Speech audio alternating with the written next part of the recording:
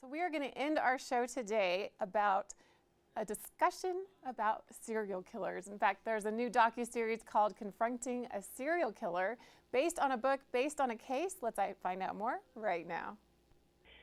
Today, I am talking with New York Times bestselling author Jillian Lauren and Oscar Nominated and Emmy award-winning filmmaker and executive producer Joe Berlinger about the 5-part docuseries Confronting a Serial Killer. Welcome, both of you, to Park City Television.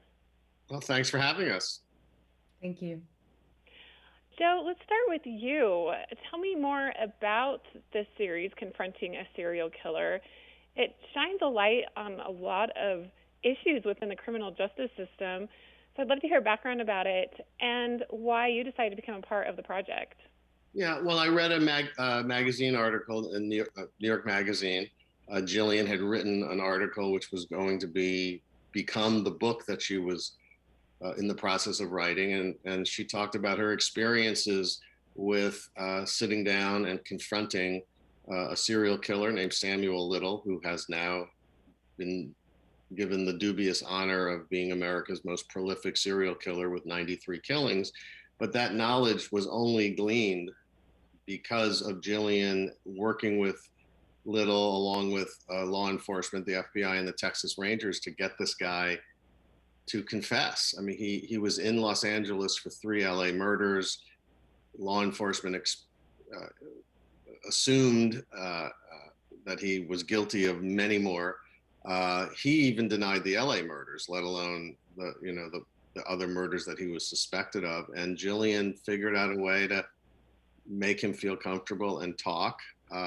And for me, the whole reason to do the show is it shines a light on huge systemic issues we have in our criminal justice system, where certain kinds of victims from marginalized communities, women of color, people in the sex business, sex trade, people with addiction problems, that there are certain kinds of victims that the criminal justice system just doesn't take very seriously.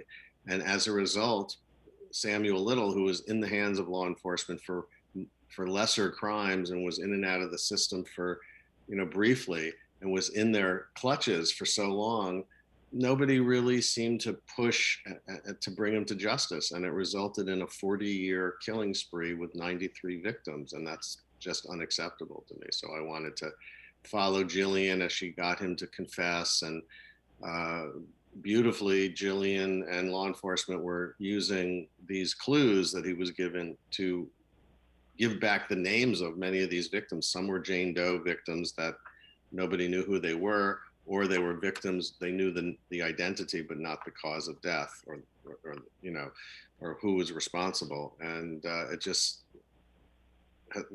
was an incredible experience watching some of these crimes get solved. Jillian, when you reflect back on before you even wrote the book, what was it about this case and about Samuel Little that drew you in? I always think that the stories find you in some way. I was interviewing LAPD detective Mitzi Roberts about a novel I was writing. And she told me about this serial killer that she had caught. And I was, of course, immediately intrigued by this. Also, just because she's such a powerful woman, and had brought down this killer. And she told me she suspected him of many more crimes.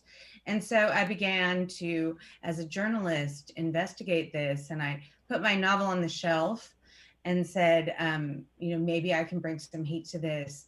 Maybe I can restore some of these names and make this story something that law enforcement across the country will care about. And so that was my impulse. And Joe, what do you hope audiences will gain from watching this series? I know you can't ever dictate that, but what are you most excited about seeing? And do you think that people will be frustrated, motivated to action, intrigued? How do you think it's going to really come across? Yeah, those people who are lucky enough to not get drawn into the criminal justice system probably assume things generally work just fine. I know I had that misconception decades ago before I started, looking under the rocks. And I hope people like have some understanding and empathy for what happens to victims who aren't perfect. And we are in a great moment of cultural awakening anyway about, because of the George Floyd case and the Me Too movement. We are in a great cultural awakening moment right now about biases in our society and how they play out. But that also extends to the criminal justice system. That extends to victims of violent crime. That extends to police and investigators, not just picking on people of color at the arrest stage, but policing and detectives paying attention to victims of color and victims from marginalized communities and taking those cases as seriously as,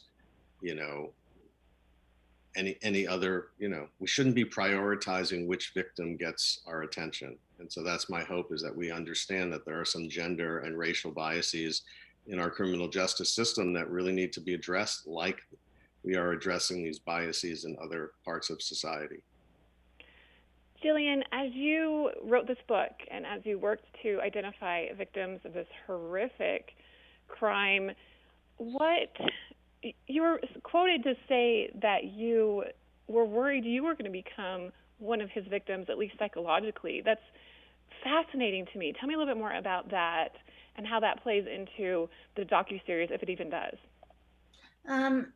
It was scary, and I felt shy about allowing this documentary crew and into my process and into my life, especially, with such a vulnerable and truly scary story.